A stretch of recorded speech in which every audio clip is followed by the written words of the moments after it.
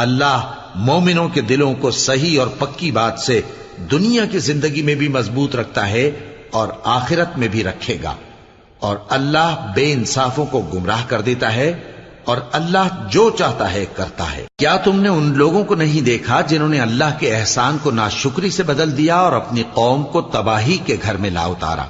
یعنی دوزخ میں، کہ سب ناشکرے اس میں داخل ہوں گے اور وہ برا ٹھکانہ ہے۔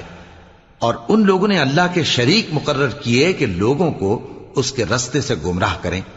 کہہ دو کہ چند روز فائدے اٹھا لو، آخر کار تم کو دوزخ کی طرف لوٹ کر جانا ہے۔ اے پیغمبر، میرے مومن بندوں سے کہہ دو کہ نماز پڑھا کریں، اور اس دن کے آنے سے پیشتر جس میں نہ اعمال کا سودا ہوگا اور نہ دوستی کام آئے گی، ہمارے دیے ہوئے مال میں سے پوشیدہ اور علانیہ خرچ کرتے رہیں۔ اللہ ہی تو ہے جس نے آسمانوں اور زمین